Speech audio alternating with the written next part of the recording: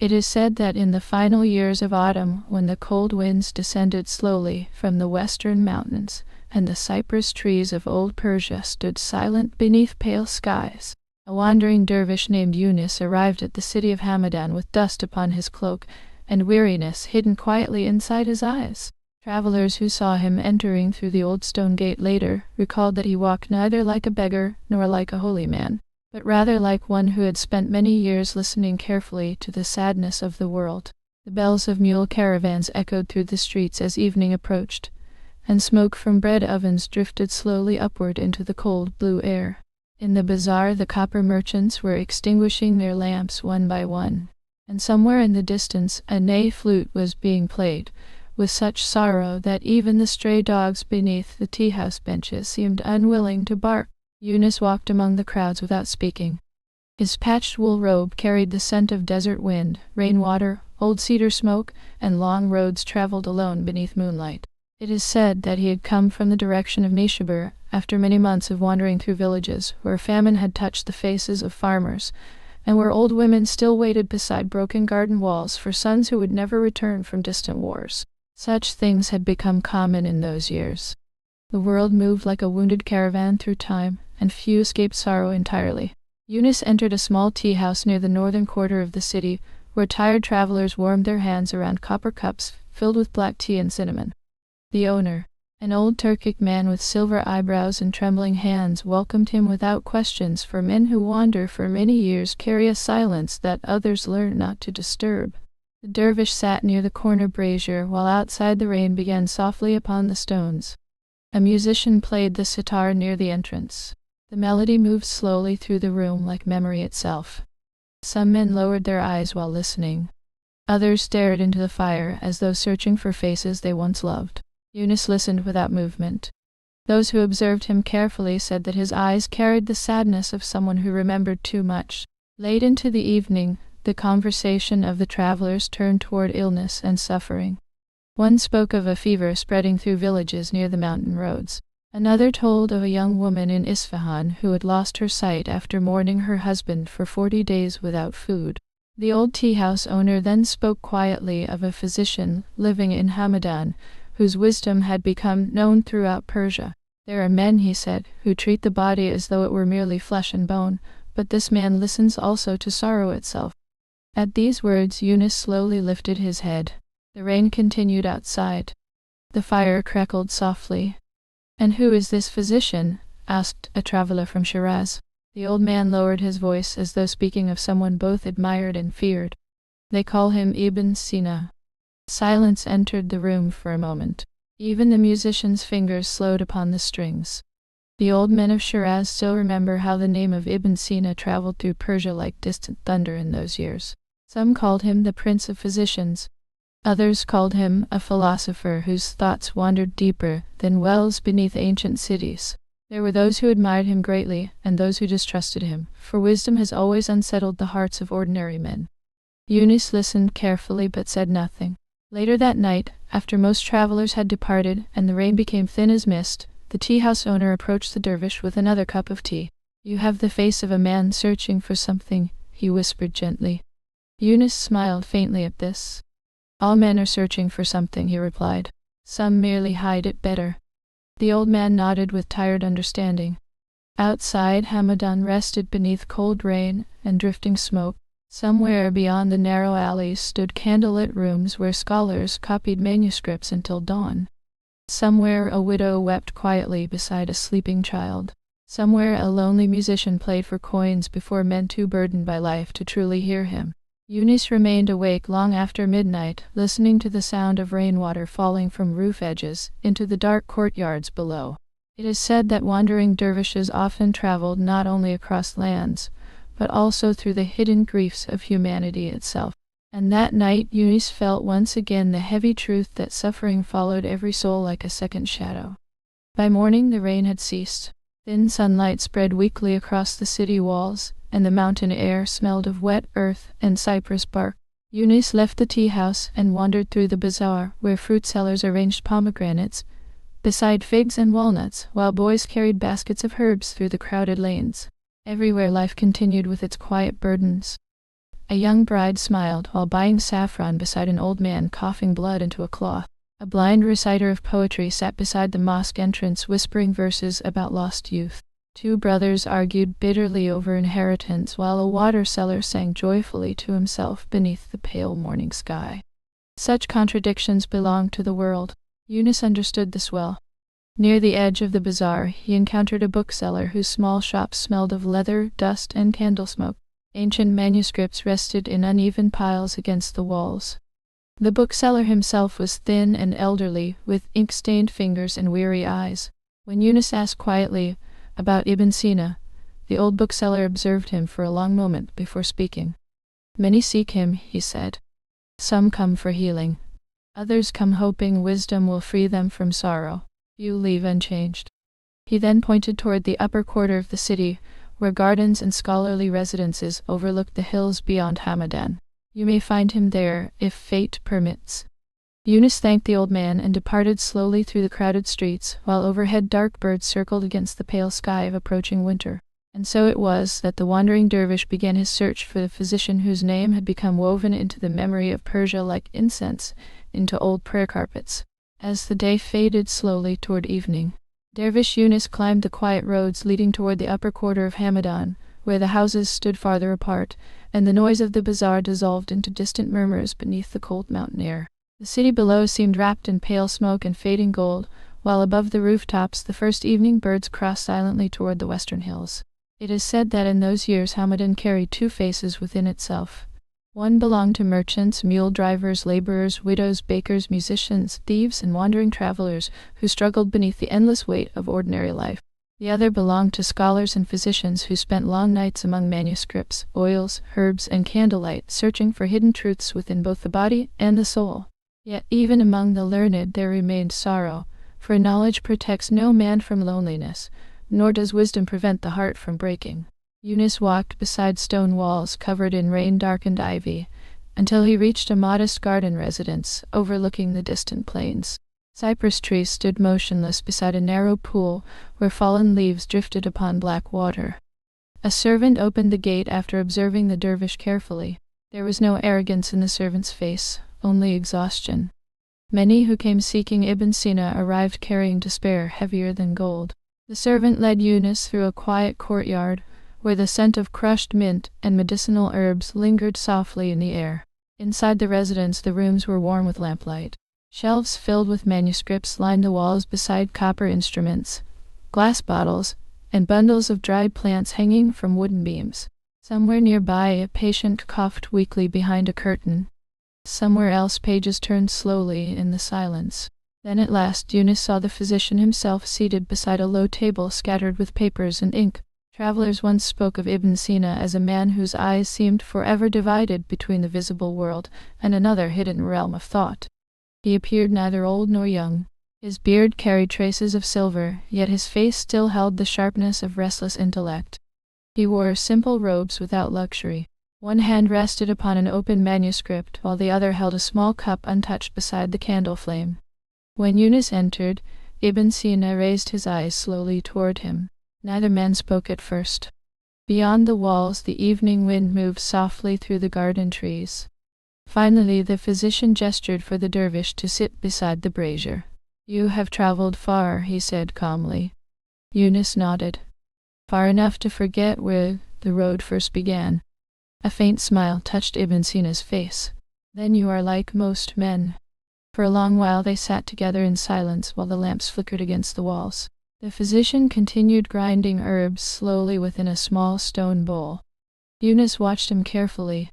It is said that true wisdom often reveals itself not in grand speeches but in the quiet patience of ordinary gestures.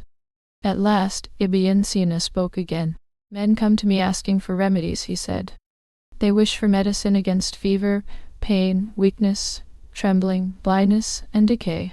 Yet behind many illnesses there hides another wound entirely." Yunis lowered his eyes toward the fire. "The wound of the heart." Ibn Sina nodded. "Yes, though men seldom admit it." Outside, somewhere in the city below, a distant musician began playing the oud. The melody drifted faintly upward through the cold night air. Yunis listened quietly while memories moved through him like shadows across old walls. He remembered faces from vanished caravan roads. He remembered a woman in Shiraz whose laughter had once filled an entire garden beneath spring blossoms. He remembered old companions now buried beneath forgotten earth beside lonely roads. Such memories never truly leave a man. They merely grow quieter with time. Ibn Sina seemed to sense the movement of grief within the dervish, and spoke without looking directly at him. Some suffering enters the body through the soul itself. A man mourns for many years, and eventually even his bones become tired.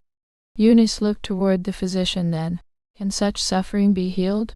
The physician remained silent for several moments before answering. Not always healed, but understood. The candle flames trembled gently between them. And what does understanding offer? Asked Yunis softly. Ibn Sina's gaze drifted toward the dark window, where the reflection of firelight moved faintly upon the glass.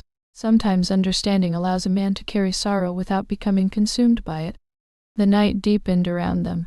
Patients continued arriving quietly through the courtyard, while servants prepared remedies beside small lamps.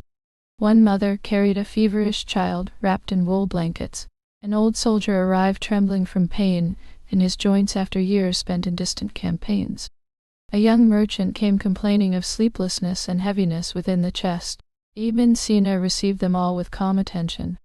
Yunis observed carefully how the physician listened not only to words but also to pauses, gestures, silences, and weary eyes. It seemed to the dervish that the physician treated loneliness itself as though it were another illness of the flesh. Much later, after midnight, when the final patients had departed and only the sound of wind remained outside, Ibn Sina poured a small measure of dark red wine into 2 cups.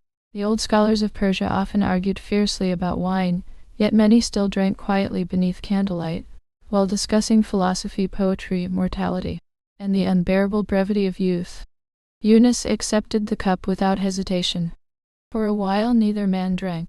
The physician stared thoughtfully into the wine as though observing time itself. "Tell me," he asked at last, "during all your years of wandering, what have you learned about men?" Yunis considered the question carefully.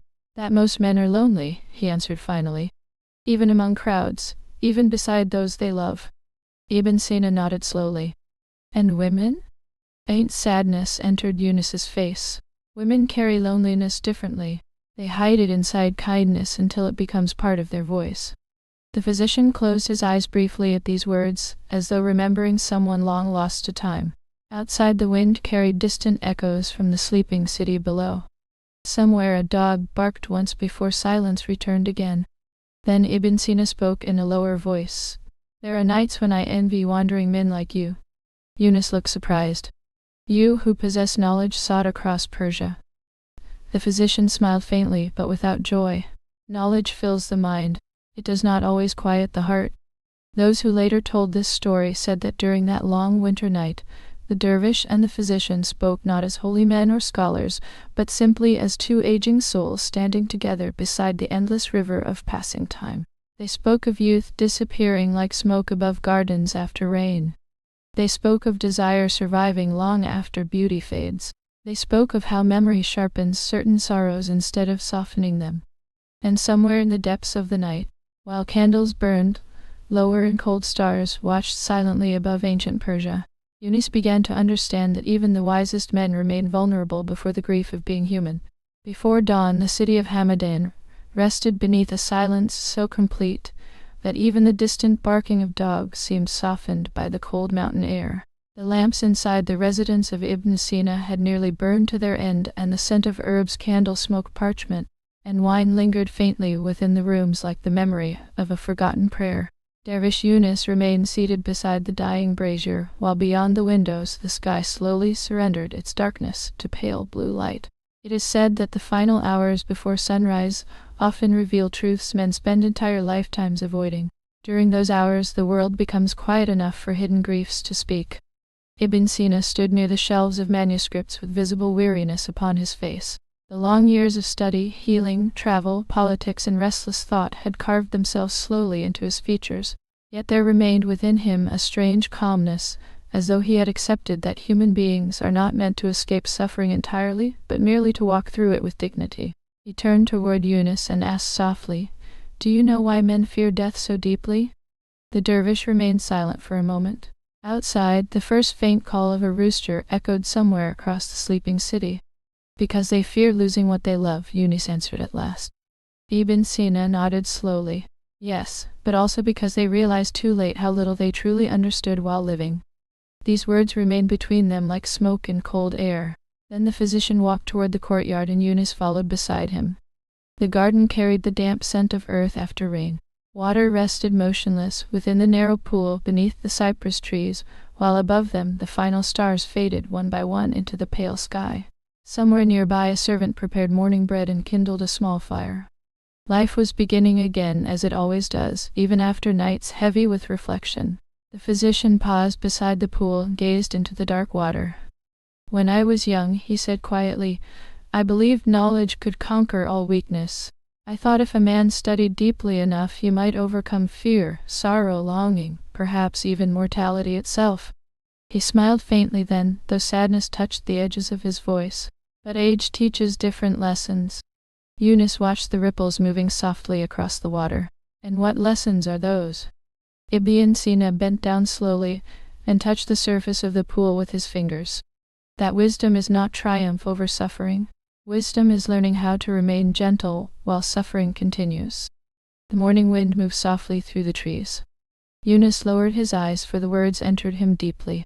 Throughout his years wandering across Persia, he had met holy men who preached loudly in mosques, poets who drowned themselves in wine, and longing merchants consumed by greed, rulers intoxicated with power, and ascetics who rejected earthly beauty entirely. Yet here beside this quiet garden pool he sensed a truth greater than all of them. Human beings were fragile creatures moving briefly through time, carrying love and sorrow together like twin flames trembling within the same lantern. Far below the upper quarter, the city slowly awakened. Bakers opened their ovens. Mule drivers prepared caravans for departure. Women swept narrow alleyways before their doors. The first merchants entered the bazaar beneath faded awnings, while sleepy children carried water jars through the streets. Somewhere a young musician practiced scales upon the ney flute, while an old widow whispered morning prayers alone beside a window. Such ordinary lives continued endlessly beneath the gaze of heaven. Ibn Sina looked toward the city and spoke again. "Many believe healing means removing pain, but pain is woven into life itself. A mother suffers giving birth. A lover suffers longing. An old man suffers remembering his youth. Even joy carries sorrow within it because nothing remains." Yunis listened carefully while the physician's voice blended with the distant awakening sounds of Hamadan. "Then what is the purpose of healing?" asked the dervish. Ibn Sina turned toward him fully for the first time since dawn began rising. "To remind people they are not alone in their suffering." Silence followed. Somewhere above the garden wall birds began singing softly in the pale light. Yunis felt then that the physician spoke not only as a healer of bodies, but as a witness to human loneliness itself. Perhaps that was why so many sought him, not merely because of remedies or knowledge, but because he listened to suffering without turning away from it.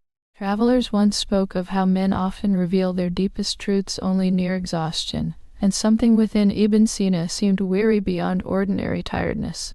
The physician walked slowly beneath the cypress trees while his hands remained folded inside his sleeves against the cold. "There are nights," he admitted quietly, "when I envy simple men. Bakers, shepherds, farmers who sleep peacefully after labor." He smiled faintly. "The mind is a restless kingdom, Yunis. It rarely grants mercy to those who think too deeply." The dervish understood this well. He himself had wandered for years, partly because stillness awakened too many memories. Roads at least allowed sorrow to move.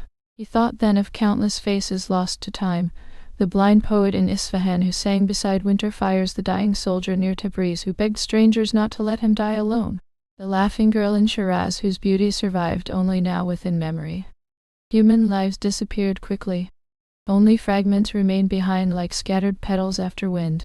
At last the sun emerged faintly across the eastern hills, and soft golden light touched the rooftops of Hamadan. The cold air brightened slowly. Ibn Sina looked toward the rising morning as though aware of time slipping quietly through his hands. "You will continue wandering," he said calmly. Yunis nodded. "The road calls some men until their final breath." The physician studied him for a moment before speaking one last time. "Then remember this wherever you travel.